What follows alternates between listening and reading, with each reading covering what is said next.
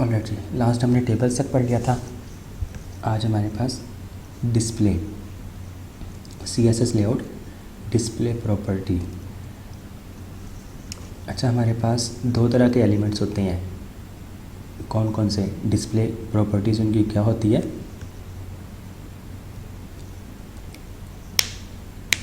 हमने HTML के पहले लेक्चर में पढ़ा था। डिस्प्ले प्रॉपर्टी, आपके पास दो तरह के एलिमेंट कौन कौन से होते हैं?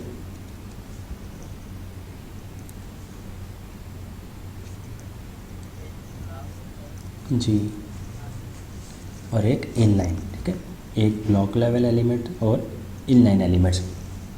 ब्लॉक लेवल एलिमेंट्स ऐसे एलिमेंट्स होते हैं जो 100% विड्थ लेते हैं स्क्रीन की। उसमें एक करैक्टर ही क्यों ना लिखा हो, जिस तरह ब्लॉक का सिर्फ B ही लिखा हो, तो वो तब भी 100% विड्थ लेगा अपने पेरेंट की। और इनलाइन एलिमेंट ऐसे एलिमेंट्स जो सिर्फ उतनी ही विड्थ लेते हैं जितना उनको कंटेंट जितना हो और जितनी उनको विड्थ चाहिए हो, जिस तरह ये स्पैन एलिमेंट। आपके पास block level elements div, headings, paragraph, form, header, footer, section, main element भी आपका ब्लॉक लेवल एलिमेंट, और भी काफ़ी सारे हैं, ये कुछ एग्जांपल्स हैं। और इनलाइन एलिमेंट्स की स्पैन एलिमेंट, एंकर टैग और इमेज एलिमेंट। अच्छा, हमने पढ़ा कि दो तरह के ब्लॉक एलिमेंट्स, एक ब्लॉक लेवल और एक इनलाइन। आप इस पर क्लिक करें, क्लिक टू शो पैनल, तो यहाँ पे देखें, this panel contains a div element which is hidden by default, कि आप किसी भी एलिमेंट को हाइड कर सकते हैं।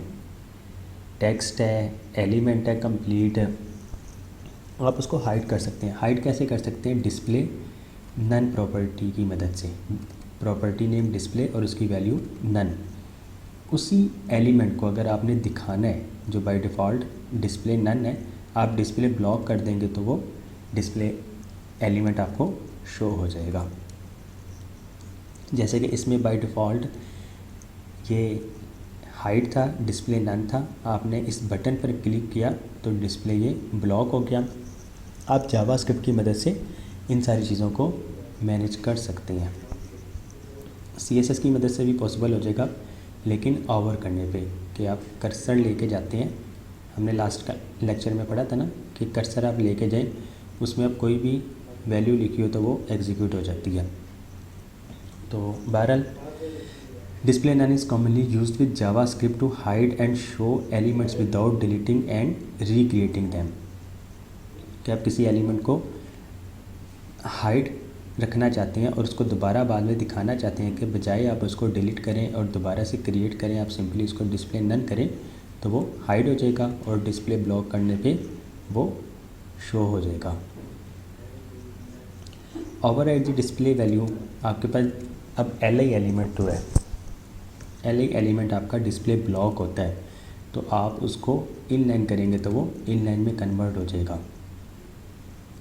डिस्प्ले ब्लॉक, आप किसी भी इनलाइन एलिमेंट को ब्लॉक लेवल एलिमेंट भी बना सकते हैं। अच्छा, जब यहाँ पे देखें, आपके पास 3 कार्ड्स, ठीक है, 3 डिव नज़र आ रहे हैं आपको, 1 2 3।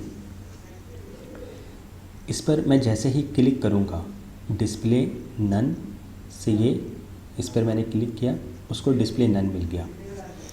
एक और तरीका है एलिमेंट को हाइड करने का। प्रॉपर्टी का नेम है विजिबिलिटी और उसकी वैल्यू है हिडन।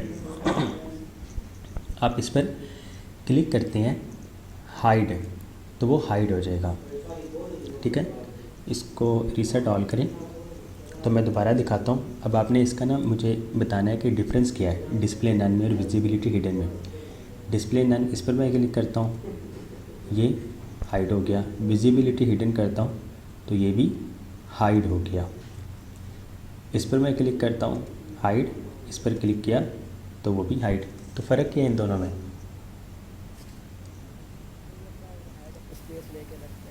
जी, डिस्प्ले नन अपनी स्पेस भी छोड़ देता है, वो एलिमेंट अपनी स्पेस छोड़ देता है। विजिबिलिटी हिडन की मदद से वो एलिमेंट अपनी स्पेस नहीं छोड़ता है, और आप इस एलिमेंट को भी दोबारा दिखा सकते हैं। विजिबिलिटी, इसकी वैल्यू विजिबल करेंगे तो ये दोबारा एलिमेंट शो हो जाएगा। तो यहाँ पर आपके पास ये देखें h1 dot hidden, h1 class hidden मिली है, this is a hidden heading. Display none है, डिस्प्ले में ब्लॉक करता हूँ जो कि बाय डिफ़ॉल्ट h1 का ब्लॉक ही होता है, तो ये आपको एलिमेंट नज़र आ रहा है, ठीक है। मैं डिस्प्ले नन करता हूँ तो वो एलिमेंट गायब हो जाएगा और आपको पता भी नहीं लग रहा कि वो एग्जिस्ट भी करता है कि नहीं करता है। लेकिन अगर यही चीज़ है, मैं विजिबिलिटी हिडन, ठीक है जी, इसको भी मैं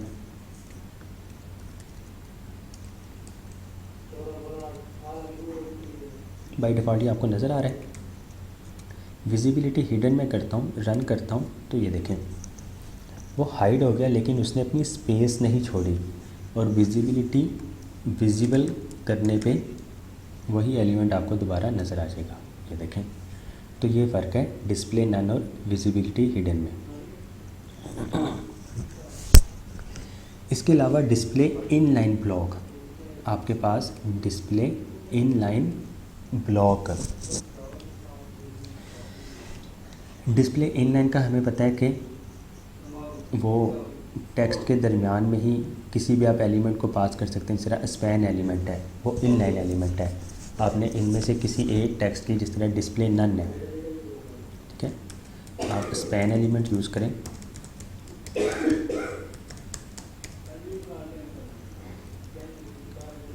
और यहाँ पे वो टेक्स्ट लिखते हैं और यहाँ पे जाके स्पैन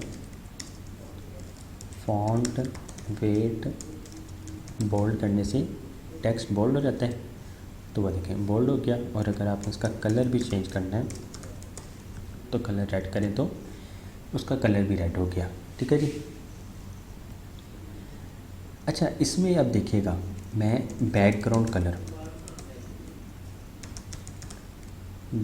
कलर मैंने दे दिया इसको येलो, रन करें तो बैकग्राउंड कलर भी इसको येलो मिल गया। हमने मार्जिन और पैडिंग पढ़ा हुआ है, ठीक है जी। पैडिंग 10 पिक्सल्स, रन करें तो इसको पैडिंग मिल गई। और विथ इसकी मैं कहता हूँ हो जाए 200 पिक्सल्स, रन करें तो ये देखें विथ इस पर इफ़ेक्ट नहीं पड़ा। मैं इसकी हाइट करता हूँ, हाइट 200 पिक्सल्स, रन करें तो हाइट भी इफ़ेक्ट नहीं हुआ। मैं इसको मार्जिन करता हूँ, मार्जिन 20 पिक्सल्स, रन करें तो ये लेफ़्ट और राइट है, ठीक है, सिर्फ लेफ़्ट और राइट मार्जिन अप्लाई हो गया। तो इनलाइन एलिमेंट्स है में क्या होता है, आप उस पर विथ नहीं यूज़ कर सकते हैं, आप उस पर हाइट नहीं यूज़ कर सकते हैं, आप मार्जिन टॉप और बॉटम यूज़ नहीं कर सकते हैं। अगर मैं इसको पैडिंग मज़ीद इंक्रीज़ करूँ, मैं इसको 50 करता हूँ, रन करें तो ये देखें इसने क्या किया, पैडिंग तो इंक्रीज़ हुई, लेकिन पैडिंग जिस तरह इंक्रीज़ होनी चाहिए थी कि पैडिंग आपके नेक्स्ट एलिमेंट के नीचे से शुरू होनी चाहिए, जिस तरह ब्लॉक लेवल एलिमेंट्स में होती है, लेकिन इसमें नहीं हुआ। तो मींस के पैडिंग भी ये सही वर्क नहीं करता है टॉप बॉटम। तो आप किसी भी एलिमेंट को इनलाइन ही रखें, लेकिन ब्लॉक लेवल एलिमेंट्स की प्रॉपर्टीज़ उसमें यूज़ कर सकते हैं। तो आप क्या करेंगे, डिस्प्ले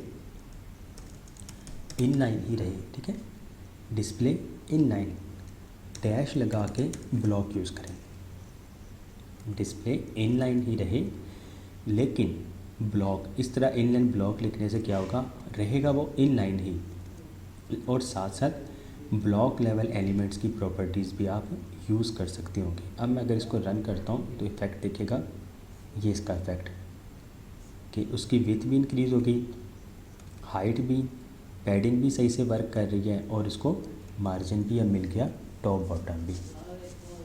तो ये आपका डिस्प्ले इनलाइन ब्लॉक कि रहता वो इनलाइन है। देखिए वो एक ही लाइन में है। अगर मैं इसको सिर्फ ब्लॉक कर देता तो ब्लॉक क्या करता, ये नेक्स्ट लाइन में आ जाता। आपका ये टेक्स्ट एक लाइन में रहेगा, ये नेक्स्ट लाइन में आएगा और ये फिर नेक्स्ट लाइन में। रन करें तो ये देखें, ये ब्लॉक लेवल एलिमेंट आप चाहते हैं कि इनलाइन ही रहे और साथ साथ ब्लॉक लेवल एलिमेंट्स की प्रॉपर्टीज़ यूज़ कर सकें, तो फिर आपके पास डिस्प्ले इनलाइन ब्लॉक प्रॉपर्टी और उसकी वैल्यू का ऑप्शन मौजूद है। जी क्लियर है?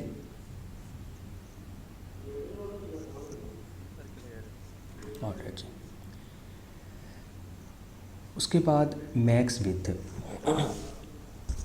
ब्लॉक लेवल एलिमेंट्स की विथ कितनी होती है?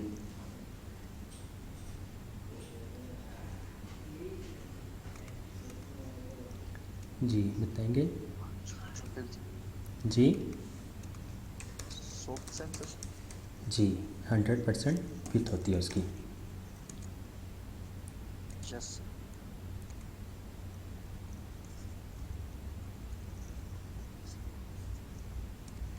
हमारे प्रोजेक्ट की मेन फाइल index.html।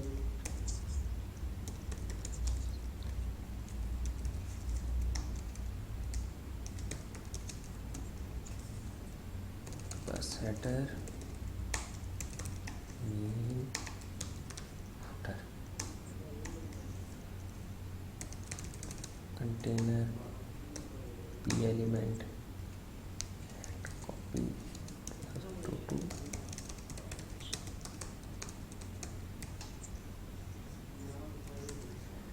ओके जी। स्टाइल्स के अंदर style dot CSS, universal selector, margin 0, padding 0 और बॉक्स साइजिंग बॉर्डर बॉक्स। इसको लिंक कर देते हैं। कस्टम CSS लिंक स्टाइल्स में स्टाइल डॉट CSS मौजूद है हमारे पास। सेव करें, go live.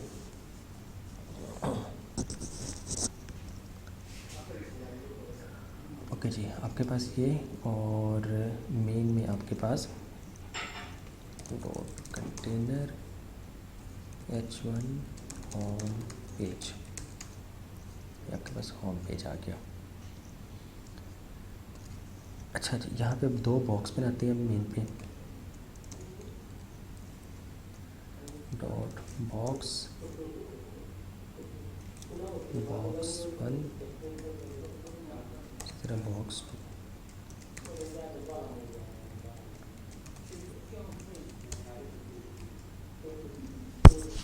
Style dot CSS में जाके डॉट बॉक्स और बैकग्राउंड कलर इसको आप दे दें, ब्राउन कर दें। मार्जिन बॉटम 20 पिक्सेल्स या 50 पिक्सेल्स कर दें। Height 100 pixels. ओके जी, आपके पास बॉक्स 1 और box 2, colour white.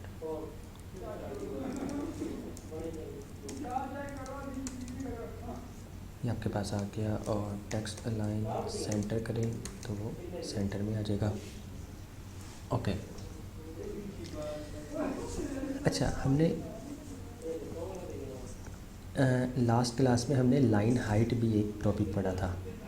Line height से क्या होता है, हर लाइन के दरमियान जितनी स्पेस आपको चाहिए तो आपको लाइन हाइट की मदद से कर सकते हैं।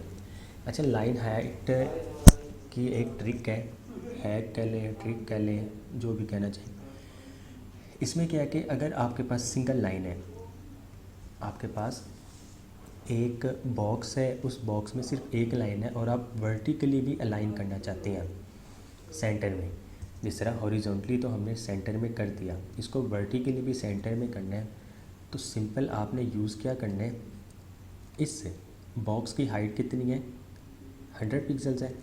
आपने क्या करना है, लाइन हाइट 100 पिक्सल्स, हाइट तो 100 पिक्सल्स, लाइन हाइट भी 100 पिक्सल्स दे दें, सेव करें तो वो देखें वो वर्टिकली भी सेंटर में आ जाएगा। सेम इस तरह ही हम इसको भी कर सकते हैं। अगर आप पैडिंग को हाइट असाइन कर देते हैं कि हाइट मिल जाए, फिर लाइन हाइट भी उतनी ही पास कर दें, तो ये भी वर्टिकली सेंटर में आ जाएगा। और हॉरिजॉन्टली सेंटर में लाने के लिए टेक्स्ट अलाइन सेंटर। अच्छा जी, अब आपको जो दिखाना मकसूद है, बॉक्स 1 बॉक्स 2 इन दोनों की विड्थ है 100%, ठीक है जी। डॉट बॉक्स 1 को मैं कह देता हूँ कि मैक्स विड्थ जो है, मैक्स विड्थ 500 पिक्सल्स, और बॉक्स 2 की विड्थ मैं 500 पिक्सल्स कर देता हूँ, ठीक है जी। बॉक्स 1 की मैक्स विड्थ 500 पिक्सल्स, बॉक्स 2 की विड्थ 500 पिक्सल्स, सेव करें। और ये आपके पास बॉक्स 1 और बॉक्स 2 दोनों की विड्थ आपके पास सेम आ रही है, इस टाइम नज़र आ रही है, ठीक है। अच्छा, अगर इसको हॉरिजॉन्टली सेंटर में लेकर आना है इन बॉक्सेस को, दोनों बॉक्स को, तो फिर हम क्या करेंगे, आप बॉक्स को हॉरिजॉन्टल सेंटर में लाना चाहते हैं तो फिर क्या करेंगे,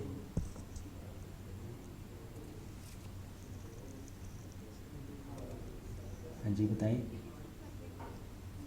नहीं, आप 50 पर जी, मार्जिन ज़ीरो ऑटो करना, ज़ीरो ऑटो करते हैं। अगर सिर्फ ऑटो भी करेंगे तो तब भी काम कर जाएगा। ये आपके पास मार्जिन, अच्छा हमने अप्लाई किया। अच्छा, बॉक्स को टारगेट करें तो दोनों में अप्लाई। और अच्छा, ये ऑटो हो गया। इसमें मार्जिन बॉटम थी 50 pixels, margin top 0, left right auto और 50 पिक्सल्स। तो मार्जिन बॉटम ख़त्म कर दें, सेव करें। तो ये बॉक्स 1 बॉक्स 2, ठीक है जी, ये सेंटर में आ गया। हमने बॉक्स 1 की विड्थ रखी है, बॉक्स 1 यहाँ पे बॉक्स 1 छोड़ें, विड्थ इसकी है 100%, मैक्स विड्थ है आपकी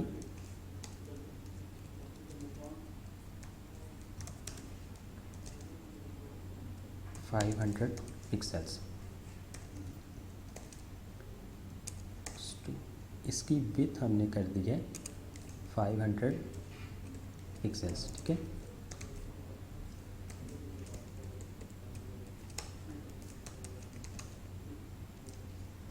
ये चीज़ आपके पास विड्थ 100%, मैक्स विड्थ 500 पिक्सल, और इसकी विड्थ हमने 500 पिक्सल रखी हुई है।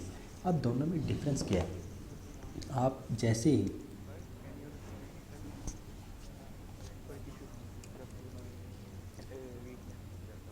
ओके नहीं, अभी तो एक्सप्लेन मैंने करना है, मैंने अभी से डिज़ाइन किया है और समझाने के लिए कि इसको भी विथ हमने 100%, ठीक है कोई बात नहीं। मैक्स विथ 500 पिक्सल, इस एलिमेंट की विथ 100% है और मैक्स विथ 500 पिक्सल्स है।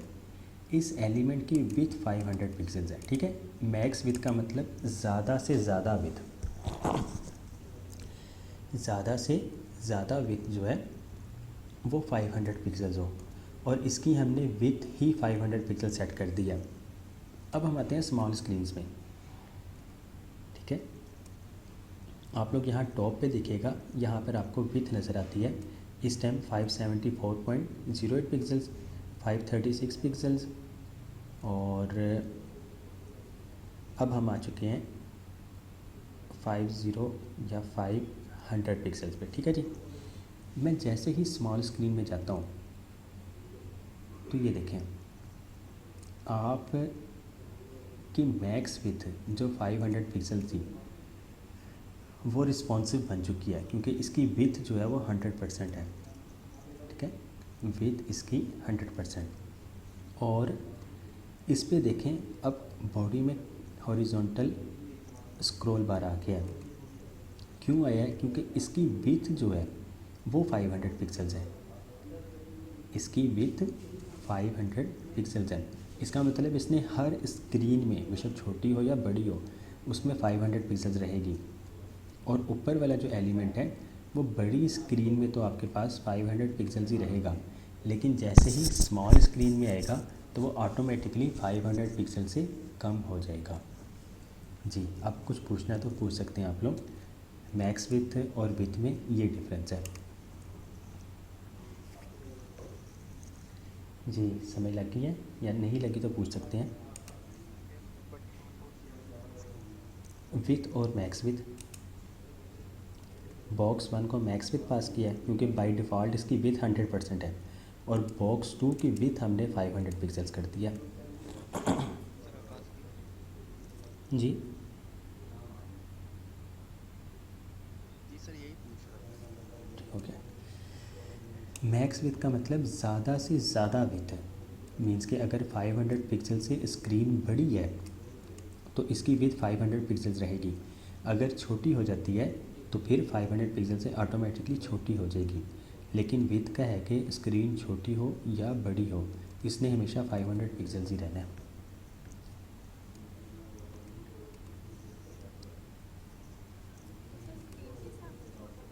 जी, इस स्क्रीन के अकॉर्डिंगली होगा।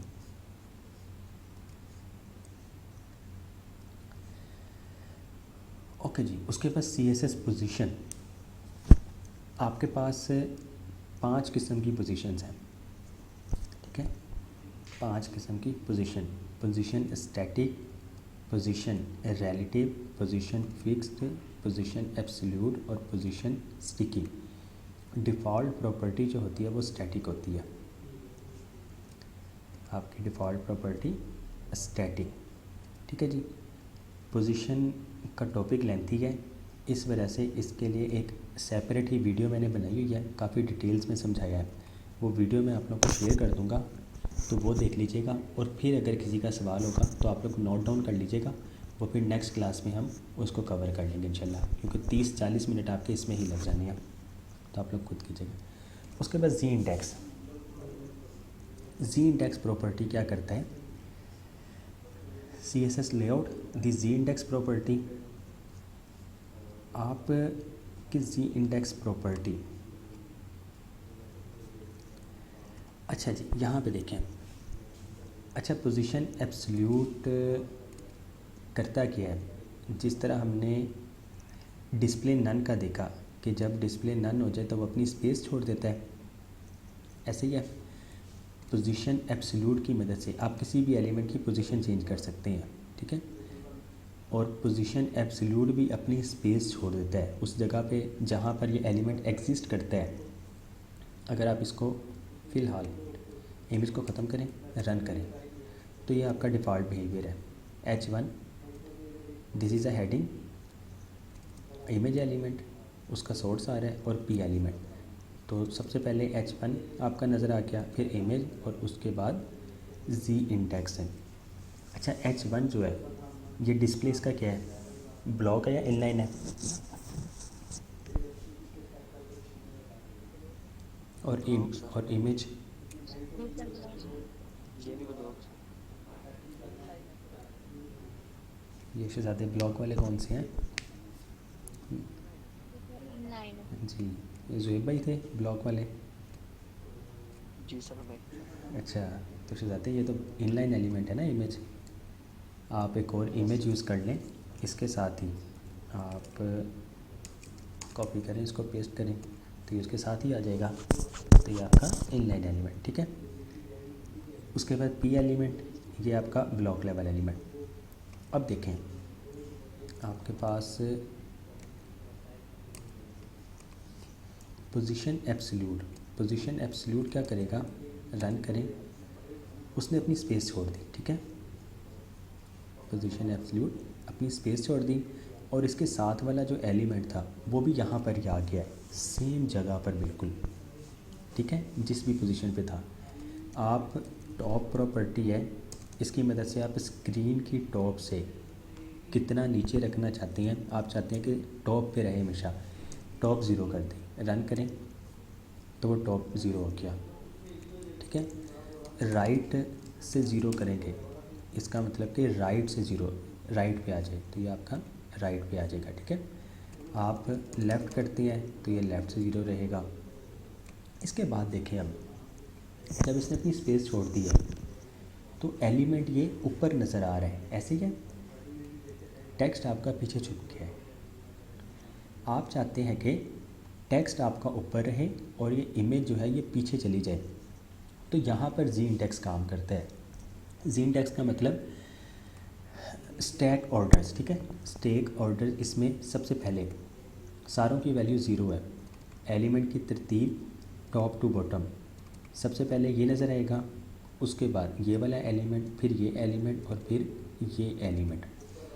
तो अब आप इसको जी इंडेक्स प्रॉपर्टी, जी इंडेक्स सब का है ज़ीरो, ठीक है, सब का ज़ीरो है।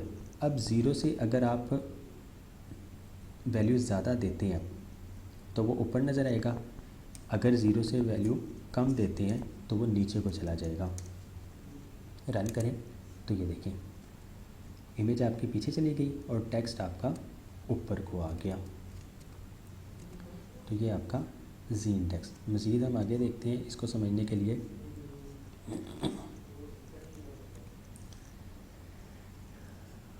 ओके जी, ये देखें, आपका एक एलिमेंट कंटेनर, उसके बाद ब्लैक बॉक्स, ग्रे बॉक्स और ग्रीन बॉक्स। सबसे नीचे आपका ब्लैक बॉक्स आना चाहिए था, ब्लैक बॉक्स के ऊपर ग्रे बॉक्स आना चाहिए था और ग्रे बॉक्स के ऊपर ग्रीन बॉक्स आना चाहिए था। लेकिन यहाँ पे देखें, ब्लैक बॉक्स सबसे नीचे है, उसके ऊपर ग्रीन बॉक्स है और उसके भी ऊपर ग्रे बॉक्स है, लेकिन ग्रे बॉक्स जो है वो सेकंड लेवल पे आना चाहिए था ग्रीन बॉक्स की जगह, क्योंकि जी इंडेक्स इनका 1 बाय 1 करके अप जा रहा होता है।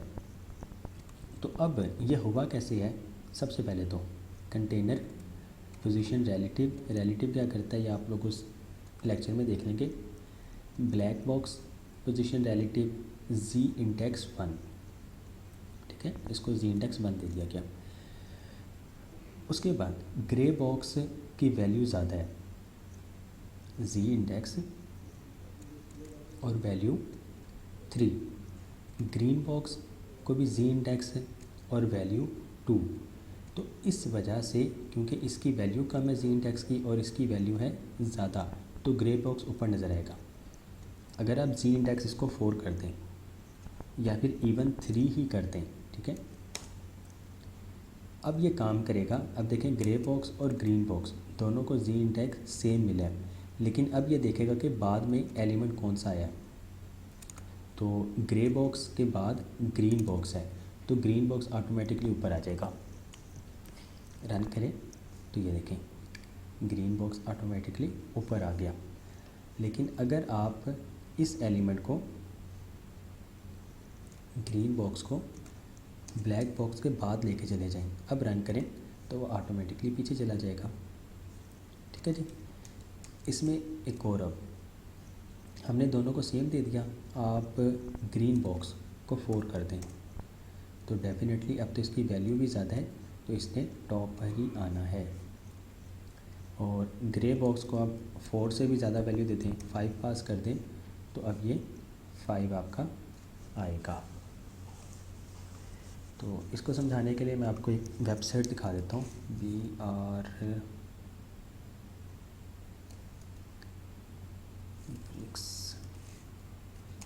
आर्किटेक्ट।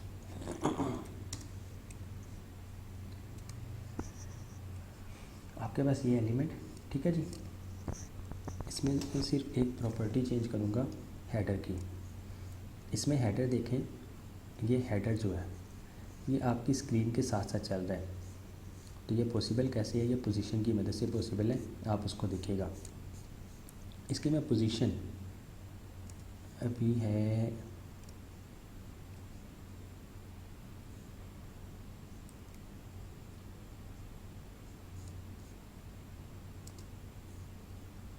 ओके जी, पोजीशन फिक्स्ड है, विथ 100% है और जी इंडेक्स है 1। मैं जी इंडेक्स ख़त्म कर देता हूँ तो वो देखें वो एलिमेंट आपका एग्जिस्ट यहाँ पे कर रहा है लेकिन पीछे छुप चुका है। मैं जैसे ही वहाँ से आता हूँ तो अब देखें ये आपका एलिमेंट जो है नज़र तो आ रहा है लेकिन उसके पीछे आ रहा है, ठीक है, जिसकी वैल्यू इमेज के पीछे, उस कार्ड के पीछे, और यहाँ पे ठीक नज़र आ रहा है। तो इस वजह से जी इंडेक्स पास किया गया ताकि वो हमेशा टॉप पे रहे, ऊपर रहे सब एलिमेंट्स के। जी कुछ क्लियर हुआ?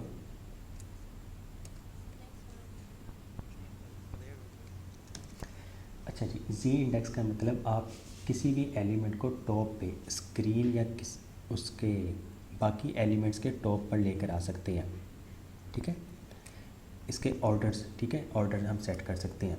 इसमें देखें ये आपका एक एलिमेंट है, ये वाला नैव बार जो बना हुआ है, पोजीशन फिक्स की गई है विथ 100%। ये पोजीशन तो आप देख लीजिएगा बाद में, इसका कोई अमल दखल नहीं फिलहाल।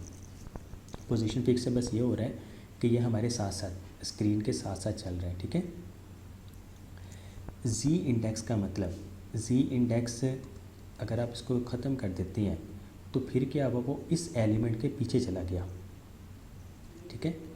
आप हालांकि वो एलिमेंट एग्जिस्ट कर रहा है, यहाँ पर आए तो अब आपको वो नज़र आ रहा है, इस जगह पर आए अभी भी आपको नज़र आ रहा है, लेकिन वो इन एलिमेंट्स के पीछे चला गया है क्योंकि इन एलिमेंट्स का जी इंडेक्स ज़्यादा है और उसका जी इंडेक्स कम है। तो आप चाहते हैं कि इस तरह, अब ज़ाहिर सी बात ये चीज़ तो नहीं अच्छी लग रही, इस जगह पे आपका एलिमेंट वो शो भी नहीं हो रहा है, आप चाहते हैं कि हमेशा टॉप पे रहे। तो आपने क्या करना है, या सब एलिमेंट्स के ऊपर रहे तो फिर आप उसको जी इंडेक्स पास कर दें, उसकी वैल्यू 1 कर दें या उसकी वैल्यू आप 1000 कर दें। तो ज़ाहिर सी बात 1000 वैल्यू भी ज़्यादा है, पॉजिटिव में है, तो अब वो हमेशा टॉप पर ही रहेगा हर एलिमेंट के। अगर आप इसको माइनस में वैल्यू दे देते हैं तो वो हर एलिमेंट के पीछे जाएगा, ये देखें, ठीक है, हर एलिमेंट के पीछे, इवन के वो इन पैराग्राफ्स वगैरह के भी पीछे अब रहेगा, इस फॉर्म के पीछे भी। जी क्लियर है?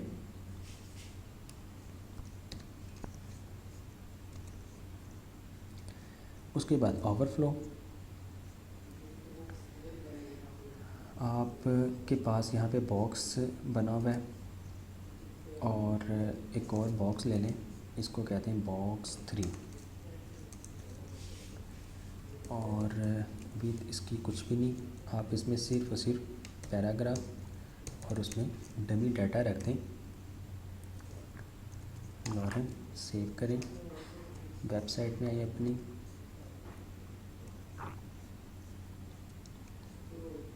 तो ये देखें ये आपको डाटा नज़र आ रहा है, ठीक है।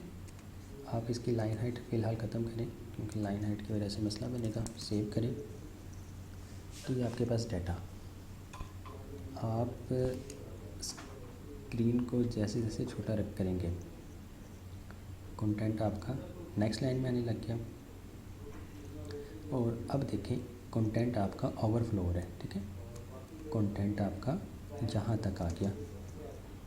आप इसका कलर अगर बॉक्स 3 का कलर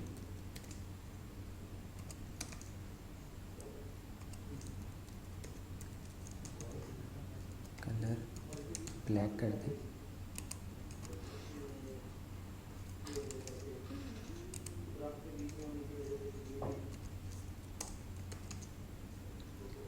ये आपका टेक्स्ट, और जैसे ही बॉक्स छोटा हो रहा है तो टेक्स्ट आपका ओवरफ्लो हो रहा है। आप चाहते हैं कि यहाँ पे इसमें टेक्स्ट पहले से ही ज़्यादा है, टेक्स्ट पहले से ही ज़्यादा है तो वो ओवरफ्लो रहेगा। आप चाहते हैं कि ओवरफ्लो ना हो, ओवरफ्लो टेक्स्ट जितना भी है वो हाइड हो जाए, इस बॉक्स के बाहर ना आए, तो आप क्या करें, ओवरफ्लो प्रॉपर्टी है, overflow hidden, overflow property value उसकी हिडन, सेव करें तो टेक्स्ट हाइड हो जाएगा, मीन्स के कंटेंट जितना भी ओवरफ्लो हो रहा है उस बॉक्स से वो हाइड हो जाएगा। अब सवाल आता है कि टेक्स्ट हम देखना भी चाहते हैं तो फिर कैसे पॉसिबल है, और हम ये भी नहीं चाहते कि वो इस बॉक्स के बाहर आए, तो फिर आपके पास एक ऑप्शन है, आप ओवरफ्लो स्क्रॉल कर दें, ओवरफ्लो स्क्रॉल सेव करें।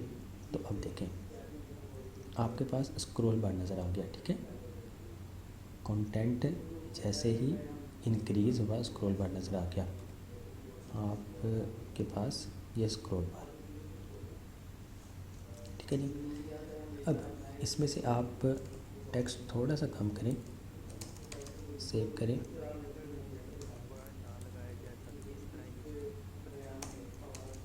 जी हो सकता है,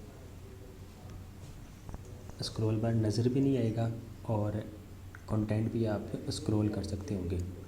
उसमें होता है कि आप स्क्रॉल बार लगाते ज़रूर हैं लेकिन स्क्रॉल बार को ही हाइड कर देते हैं, ठीक है। आप स्क्रॉल बार को ही हाइड कर सकते हैं। अच्छा अब देखें, उस पॉइंट पे हम दोबारा आएंगे जो आप कह रहे हैं। अभी हमने ओवरफ्लो रखा स्क्रॉल, हिडन से तो हो गया ना कि स्क्रॉल बार या कंटेंट जितना भी है वो हाइड हो जाएगा अगर ओवरफ्लो होता है। तो एक ऑप्शन है कि ओवरफ्लो हम स्क्रॉल कर रहे हैं कि जब कंटेंट ज़्यादा हो जाए तो स्क्रॉल बार आना चाहिए। आप इसको सेव करें तो यहाँ पे देखें अभी कंटेंट ज़्यादा नहीं है, उस बॉक्स से बाहर नहीं निकल रहा, लेकिन तब भी ओवरफ्लो है। इसके स्क्रॉल बार नज़र आ रहा है, ओवरफ्लो तो नहीं, स्क्रॉल बार नज़र आ रहा है और ये चीज़ आपकी अच्छी भी नहीं लग रही है। एक ऑप्शन है, अच्छा मैं आपको पहले स्क्रीन छोटी करके दिखा दूँ। जैसे ही आप इस तरह कंटेंट आपका इंक्रीज़ होता है तो आपका स्क्रॉल बार एक्टिव रहता है और आप स्क्रॉल करके देख सकते हैं। और इसमें ये स्क्रॉल बार, इसमें एक और है ओवरफ्लो बाय, सेव करें। सिर्फ वाई एक्सिस में आपको स्क्रॉल बार नज़र आएगा, ठीक है, सिर्फ वाई एक्सिस में। जिस तरह हमने टेबल असाइनमेंट देखी थी और टेबल में देखा था कि उसमें जो स्क्रॉल बार है वो सिर्फ लेफ़्ट साइड पे आता है, हॉरिजॉन्टल आता है, ठीक है। ओवरफ्लो वाई, ओवरफ्लो एक्स है, ये दो ऑप्शन आपके पास है, ओवरफ्लो एक्स और ओवरफ्लो वाई। ये हो गया। इसमें एक चीज़, ओवरफ्लो स्क्रॉल की जगह आप ऑटो कर दें, सेव करें। एक तो ये कि सिर्फ स्क्रॉल बार जिस एक्सिस में, मीन्स के वाई एक्सिस या एक्स एक्सिस में स्क्रॉल की ज़रूरत होगी सिर्फ उसमें स्क्रॉल होगा, और जब स्क्रॉल बार की ज़रूरत नहीं होगी तो वो स्क्रॉल बार ऑटोमेटिकली हाइड भी हो जाएगा। तो ये ऑटो का है कि ओवरफ्लो जब ज़रूरत पड़ेगी तब स्क्रॉल बार है, अदरवाइज़ स्क्रॉल बार ना आए। तो ये आपका ओवरफ्लो ऑटो। जी क्लियर है ये।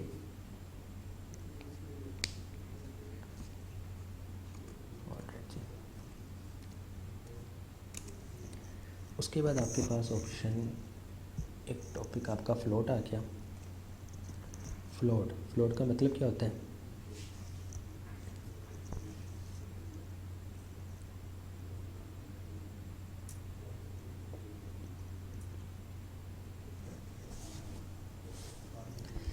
जी फ्लोट का क्या मतलब होता है? नहीं, फ्लोट का मीनिंग क्या है या इसकी ट्रांसलेशन क्या है उर्दू में?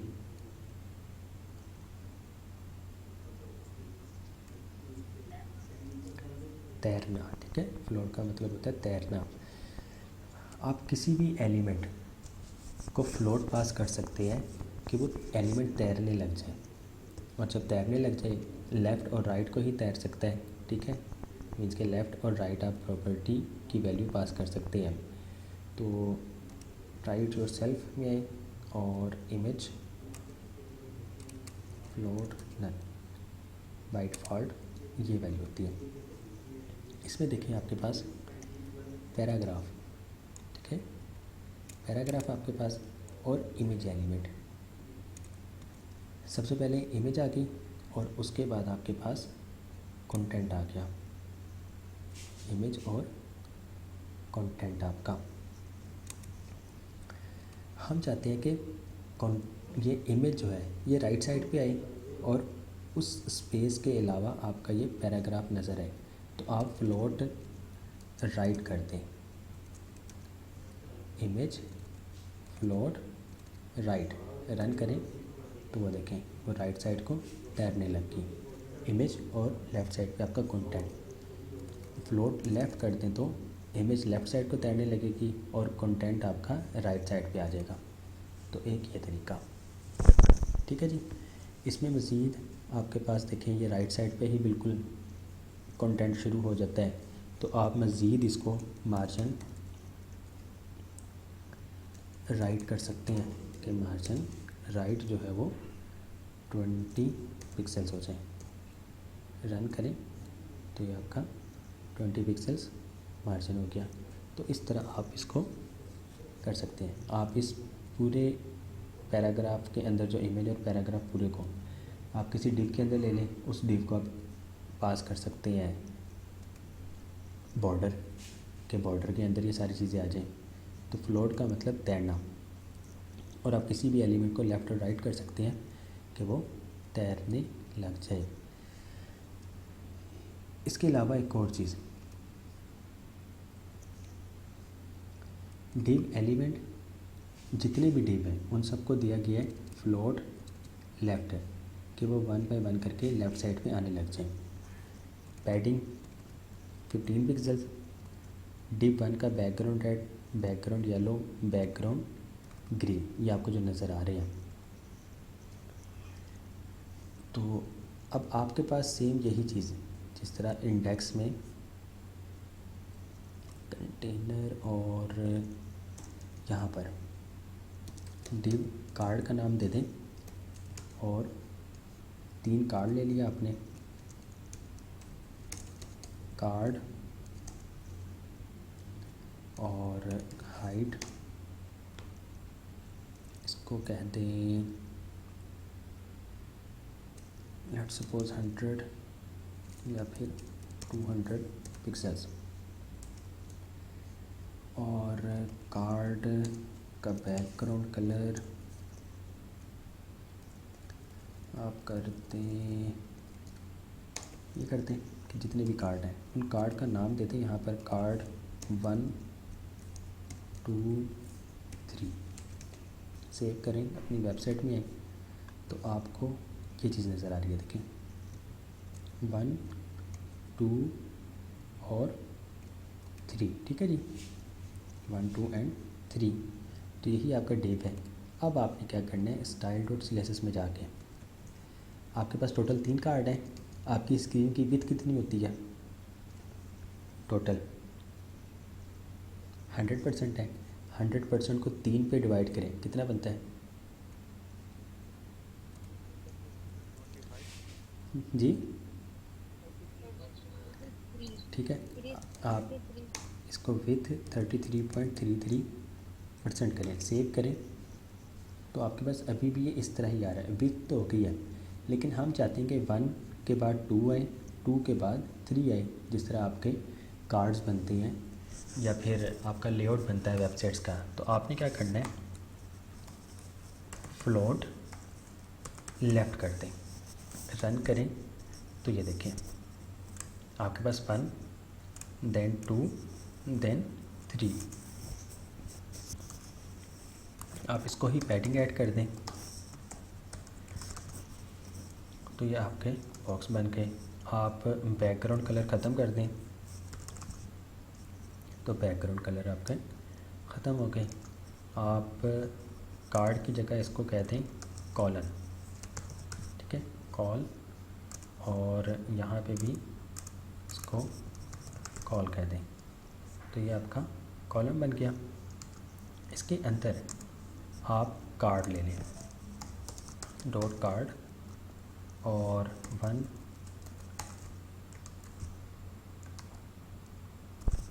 2 3। हमने क्या किया, कॉलम के अंदर कार्ड। इसके अंदर भी आप बेशक मज़ीद आप H1 लेना चाहें तो H1 ले लें, सिर्फ दिखाने के लिए मैं आपको कर रहा हूँ 1, ठीक है जी। इसको ख़त्म करें अब, और 2 3 सेव करें। आपके पास 1 2 3। हमने बॉक्स शैडो के लिए एक वेबसाइट देखी थी, उसमें से एक बॉक्स शैडो उठा लें। लेट सपोज़ इसको कॉपी कर लें और कार्ड में जाके डॉट कार्ड इसको बॉक्स शैडो पास कर दें, सेव करें, अपनी वेबसाइट में आए तो ये देखें ये आपके पास कार्ड और कार्ड की हाइट आप कॉलम की जगह कार्ड की हाइट सेट करें अब, तो ये आपका कार्ड की हाइट। कार्ड को भी मज़ीद पैडिंग दे सकते हैं आप, 4 पिक्सल, ये कार्ड को पैडिंग मिल गई। टेक्स्ट अलाइन सेंटर कर दें तो टेक्स्ट उसका सेंटर में आ जाएगा। और कार्ड को, अच्छा आपके पास एक प्रॉपर्टी थी, ये आपको कॉर्नर नज़र आ रहे हैं, ठीक है। इसको अगर गुलाई में लेकर आना हो तो फिर हम क्या करते हैं, रेडियस सर, बॉर्डर रेडियस, ठीक है। तो बॉर्डर रेडियस आप 8 पिक्सल्स करें तो ये देखें आपको बॉर्डर रेडियस इस तरह का नज़र आ जाएगा। इसकी फ़ॉन्ट फैमिली चेंज करनी है तो आप लोग फ़ॉन्ट फैमिली चेंज कर सकते हैं। इसको वर्टिकली सेंटर में लेकर आना है टेक्स्ट को, तो आप कर सकते हैं। इसकी हाइट कितनी है, लाइन हाइट 200 पिक्सल्स, आप लाइन हाइट लगा दें, 200 ठीक है। पैडिंग टॉप बॉटम से बेशक 0 कर दें और लाइन हाइट 200 पिक्सल्स, तो वो टेक्स्ट सेंटर में आ जाएगा, ठीक है जी। तो इस तरह फिर आप ये सारी चीज़ें कर सकते हैं। अब आप इसको स्मॉल स्क्रीन में भी ले जाएं, आप इसको स्मॉल स्क्रीन में भी करें तो तब भी ये बिल्कुल ठीक काम करेगा। और देखें कोई स्क्रॉल बार नहीं आ रहा आपका, ठीक है जी। तो ये इस तरह फिर आप लोग के लेआउट बनते हैं। बाकी ये सारी चीज़ें कंटेनर के अंदर है। आप कंटेनर की विड्थ 70% और मार्जिन ऑटो कर दें तो ये सेंटर में इस तरह आ जाएगा जी, प्यारा लग रहा है। फुटर आपके पास टेक्स्ट अलाइन सेंटर कर दें तो ये भी सेंटर में। फुटर का बैकग्राउंड कलर आप इसको #33 कर दें, कलर वाइट कर दें, पैडिंग टॉप बॉटम से दे दें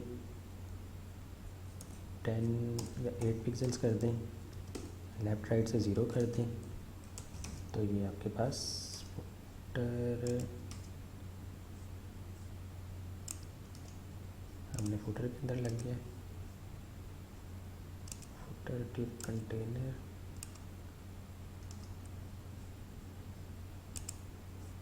फुटर,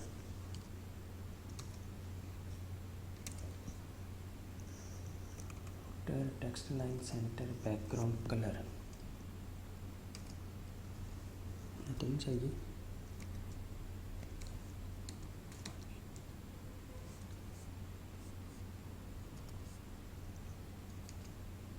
अच्छा सही, इसमें देखिए हमने कॉलम में फ्लोट को यूज़ किया है, ठीक है। तो फुटर में जाके आपने क्लियर बहुत अगर यूज़ करें तो आप देखें। अच्छा फ्लोट काम क्या करता है, जब आप फ्लोट यूज़ करते हैं तो उसके नेक्स्ट जितने भी एलिमेंट्स हैं उसमें भी फ्लोट ऑटोमेटिकली यूज़ होने लग जाता है। मींस कि आप नेक्स्ट एलिमेंट पे कोई स्टाइलिंग अप्लाई करें तो वो उसके अपर एलिमेंट पे और फ्लोट वाले एलिमेंट पे कोई भी स्टाइलिंग अप्लाई करें तो वो उसके नेक्स्ट एलिमेंट को अफेक्ट करता है। तो हम क्या करते हैं, फ्लोट जहाँ पे यूज़ हो रहा हो, ठीक है, फ्लोट जहाँ पे यूज़ हो रहा हो उसके नेक्स्ट एलिमेंट जो भी आ रहा हो तो हम उसको क्लियर कर देते हैं। क्लियर बोथ कर दे मीन्स के लेफ़्ट और राइट साइड दोनों से, तो फिर ये इस तरह काम करने लग जाता है आपका। तो ये आपका फुटर इस तरह बन जाता है और ये आपका हो गया कार्ड। अच्छा ये सारी चीज़ें ना आप लोग पढ़ चुके हैं। अब कार्ड में देखिए मज़ीद मैं आपको दिखाता हूँ, यही कार्ड है आपका। डॉट कार्ड पे जब भी ओवर हो, कार्ड पे जब भी ओवर हो, बैकग्राउंड कलर इसका आप लोग इसमें से चूज़ कर लें कोई भी नेवी कलर, ठीक है, और कलर उसका आप लोग कर दें वाइट। और कार्ड के अंदर जो आपका H1 है उसको आप फ़ॉन्ट साइज़, अच्छा H1 का font size by default 40 pixels होता है, ठीक है, आप इसको इंक्रीज़ कर दें 60 पिक्सल कर दें फॉर एग्जांपल, सेव करें तो ये आपका ये चीज़ आपकी बन रही है। और कलर अगर आप लोगों को चाहिए, मैंने एक वेबसाइट का बताया था आप लोगों को कूलर्स के नाम से, तो कलर आप लोग यहाँ से यूज़ कर सकती हैं अपने यूआई के लिए। कलर आप ये वाला कर लें, कॉपी हो गया, हैशटैग ये वाला कलर सेव, और यहाँ पे आए तो ये देखें ये कलर आ गया। इसमें अभी एक और चीज़ है, आप जैसे ही कर्सर लेके जा रहे हैं तो ये साथ साथ काम कर रहे हैं। आपके पास एक और प्रॉपर्टी है, आप लोग आगे पढ़ेंगे, ये शायद मैं आप लोगों को पहले बता चुका हूँ, ट्रांजिशन। ये बेसिकली एनिमेशंस वगैरह के लिए काम होता है। ट्रांजिशन ऑल 1 सेकंड, यहाँ पर आप टाइम बताते हैं कि कितने टाइम पे जो आप ओवर पे काम कर रहे हैं वो कितनी देर में काम हो। सेव करें तो अब देखिएगा, मैं जैसे ही कर्सर लेके जाता हूँ तो वो 1 सेकंड में कंप्लीट हो रहा है, और जैसे ही मैं कर्सर बाहर लेके जाता हूँ तो वो 1 सेकंड में काम पूरा कर रहे हैं। आप 1 की बजाय 0.5 कर दें तो इसका मतलब ये हाफ़ सेकंड में काम करेगा, और ये हाफ़ सेकंड में ही जब ओवर ख़त्म होगा तो अपनी ओरिजिनल हालत में आ जाएगा। जी क्लियर हुआ कुछ? तो इस तरह आप अपनी वेबसाइट का यूज़र इंटरफेस बना सकते हैं प्यारा सा प्यारा।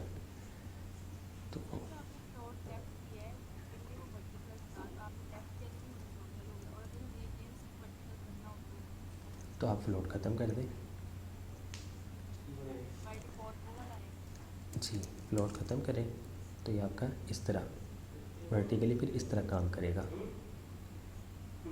क्योंकि ये ब्लॉक लेवल एलिमेंट है ना डिव आपका, तो इस वजह से इसने 100% ही विड्थ लेनी है। या फिर आप इसकी विड्थ कम भी कर दें तो तब भी ये ब्लॉक लेवल एलिमेंट उस पे ही रहेगा, विड्थ कम भी कर दें तो। लेकिन अगर आप सेम लाइन पे लेकर आना चाहते हैं तो फिर आप इसको, एक तरीका है कि डिस्प्ले इनलाइन ब्लॉक कर दें, और एक तरीका है फ्लोट लेफ़्ट कर दें। फिल वक्त के लिए ये सारी चीज़ें, एडवांस लेवल की जो चीज़ है वो है फ्लेक्स बॉक्स है, जिसकी मदद से अब लेआउट डिज़ाइन की जाती है। तो वो फ्लेक्स बॉक्स आप लोग का CSS का लास्ट टॉपिक कह लें वो होगा, तो वहाँ पढ़ेंगे फिर इस टाइम इंशाल्लाह। तो ये आपका फ्लोट एग्जांपल्स में आपके पास ये देखें, grid of boxes equal with boxes, box 1 box 2, total with आपकी 100%। अगर आपने 2 में डिवाइड करना है तो फिर आप 100 को 2 पे डिवाइड करें तो विथ कितनी बन जाएगी एक बॉक्स की 50%, तो एक बॉक्स की विथ जो है वो 50%।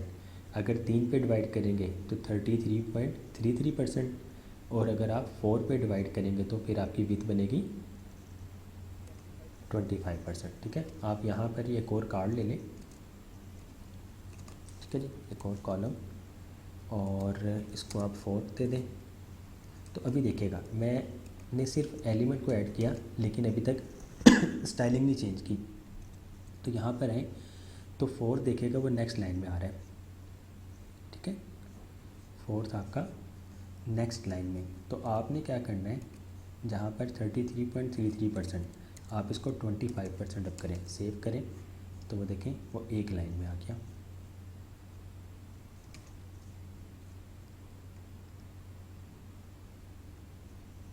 इसमें कॉलम जी ठीक है जी, क्लियर है? ओके जी, इनलाइन ब्लॉक हम पहले ही पढ़ चुके हैं, ठीक है। Display inline block, try it yourself करें तो ये देखें इनलाइन है, आप विथ पास करें उस पर अप्लाई नहीं होगा, हाइट पास करें अप्लाई नहीं होगा, पैडिंग दे दें पैडिंग काम करेगा, लेकिन उस तरीके से नहीं करेगा जिस तरह ब्लॉक लेवल एलिमेंट्स को काम करना चाहिए। बॉर्डर दे दें, बॉर्डर काम करेगा, लेकिन उस तरीके से नहीं करेगा जिस तरह उसको करना चाहिए। तो मार्जिन भी आप पास करें तो मार्जिन भी सही तरीके से पास नहीं होगा। सेम चीज़ को आप इनलाइन ब्लॉक कर दें, सिर्फ डिस्प्ले इनलाइन ब्लॉक, तो वो विड्थ भी अप्लाई होगा, हाइट भी, पैडिंग भी सही से वर्क करेगा, और बॉर्डर तो वैसे आता ही है। अगर आप ब्लॉक लेवल एलिमेंट करते हैं तो उसने क्या करना है, वो नेक्स्ट लाइन में आ जाएगा। तो ये है डिस्प्ले इनलाइन और इनलाइन ब्लॉक। CSS अलाइन आपके पास हॉरिजॉन्टल सेंटर में लेकर आना हो किसी एलिमेंट को। अच्छा, अगर किसी टेक्स्ट को लेकर आना हो तो फिर हम क्या यूज़ करते हैं,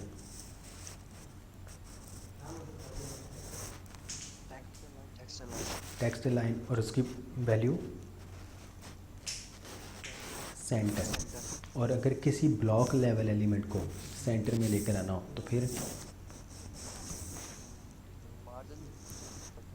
जी, तो वैल्यू क्या पास करते हैं, हमारे ऑटो करते हैं, ठीक है। अच्छा, मार्जिन ना लेफ़्ट और राइट ऑटो होती है, हम वैसे ही लिख देते हैं ऑटो, तो वो टॉप और बॉटम भी कर देते हैं। लेकिन अगर आपने सेम एलिमेंट को मार्जिन टॉप और बॉटम आप यूज़ कर रहे हैं, तो फिर आप टॉप और बॉटम की वो वाली वैल्यू रखेंगे, सिर्फ लेफ़्ट और राइट को आप ऑटो करेंगे। जी ठीक है, ओके। टेक्स्ट को सेंटर में करना हो तो आप टेक्स्ट लाइन सेंटर कर सकते हैं। इमेज को सेंटर करना हो तो image by default display inline है या ब्लॉक है, इनलाइन है। मार्जिन ऑटो जो है वो सिर्फ ब्लॉक लेवल एलिमेंट पे काम करता है, ठीक है। तो आप किसी भी एलिमेंट को ब्लॉक लेवल एलिमेंट बना सकते हैं, ठीक है।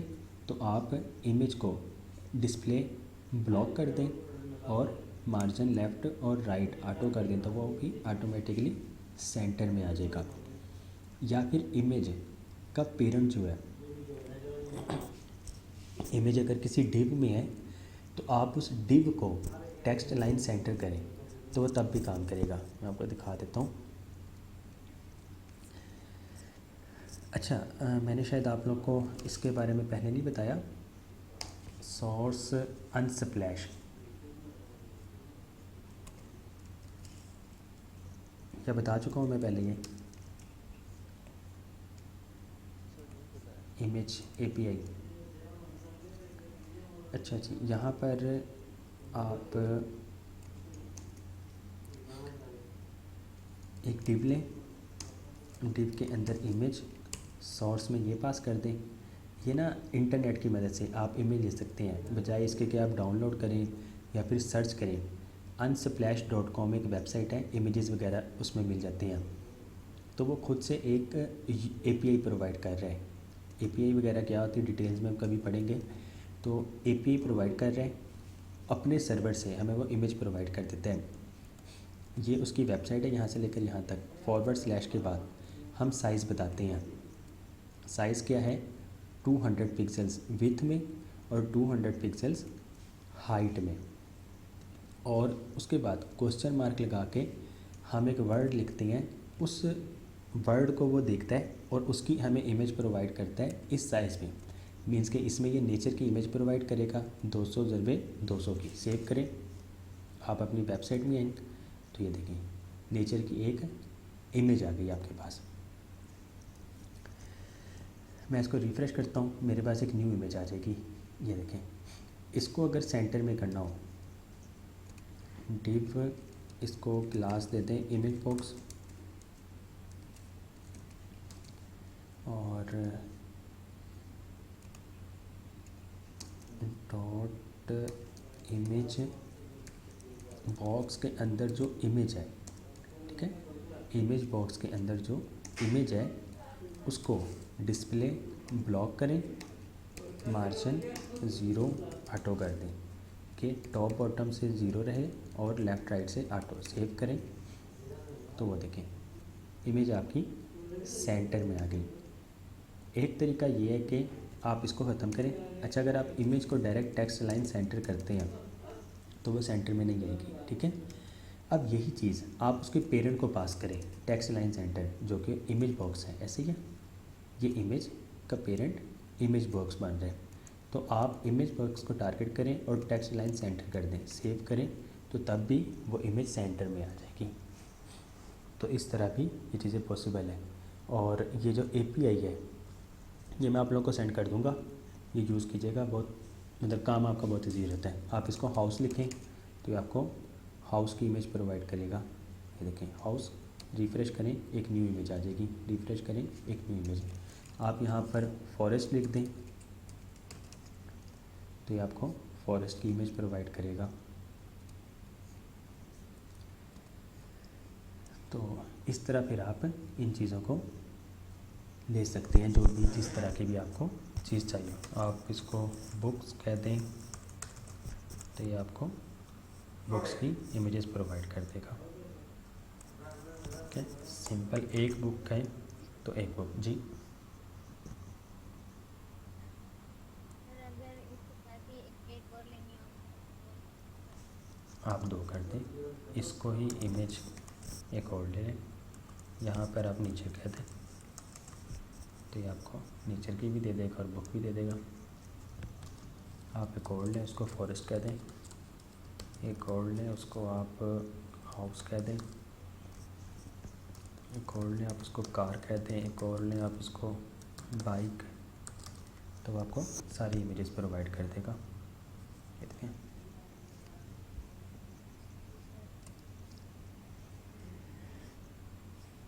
ओके जी। पोजीशन की मदद से भी आप किसी भी एलिमेंट को लेफ़्ट, राइट और सेंटर में लेकर आ सकते हैं। बाकी ये पढ़ लीजिएगा। फ्लोट की मदद से लेफ़्ट और राइट लेकर आ सकते हैं। क्लियर फिक्स है, विदाउट क्लियर फिक्स ये देखें, अगर आप क्लियर फिक्स नहीं लगाते हैं तो विदाउट ये है, विद क्लियर फिक्स ये है। तो इसका मतलब क्लियर फिक्स लगाना बहुत ज़रूरी है अगर आप फ्लोट यूज़ कर रहे हैं। तो वर्टिकली सेंटर में लेकर आना तो वो लाइन हाइट की मदद से है। एक तरीका है कि आप उस एलिमेंट को, जिस एलिमेंट में टेक्स्ट लिख रहे हैं, आप उसको हाइट ना पास करें, आप पैडिंग टॉप और बॉटम दे दें, टॉप से भी उतनी बॉटम से भी उतनी, ऑटोमेटिकली टेक्स्ट जो है वो सेंटर में आ जाएगा। जिस तरह यहाँ पे एक सेंटर एलिमेंट को दिया गया है, class padding top bottom 70 pixels, left right 0 pixels, और टेक्स्ट लाइन सेंटर है डेफिनेटली, तो इस वजह से वो सेंटर में आ रहा है, और वर्टिकली भी सेंटर में आ रहा है। Using line height, another trick is to use the line height property with the value that is equal to the height property. Using position and transform आप ये यूज़ कर सकते हैं, और centre vertically using flex box, तो इधर flex box में हम आएंगे। सबसे बेहतर और आसान तरीका फ्लैक्स बॉक्स है, ठीक है। तो फ्लैक्स बॉक्स हम तब यूज़ करेंगे इंशाल्लाह।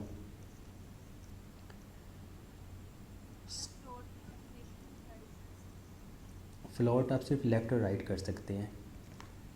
पोजीशन आप लेफ़्ट, राइट, टॉप, बॉटम या स्क्रीन के इस पोजीशन पे या इस पोजीशन पे कहीं पे भी आप स्क्रीन में पोजीशन की मदद से उस एलिमेंट को ला सकते हैं। लेकिन फ्लैक्स बॉक्स जिस रो में है उस रो के ही लेफ़्ट या राइट में बस आ सकता है।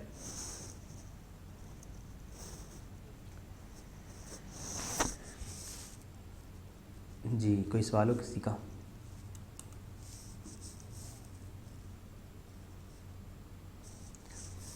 कि ये कम्बिनेटर्स आपके, ये कम्बिनेटर्स हम इंशाल्लाह फिर नेक्स्ट क्लास में पढ़ेंगे।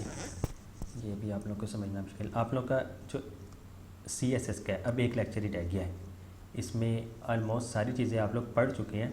अब उसको यूज़ करना है। नेविगेशन बार भी जितना आप लोग पढ़ चुके हैं, नेविगेशन बार भी उससे बनता है, ड्रॉप डाउन्स भी उससे बनता है। बाकी ये कुछ सिलेक्टर्स हैं, जिस तरह combinators, pseudo class, pseudo element, attribute selectors, तो ये सारी चीज़ें फिर हम एक साथ ही पढ़ लेंगे, वरना कम्बिनेटर्स अगर आज पढ़ भी लें तो आप लोग को आगे फिर मुश्किल होगी।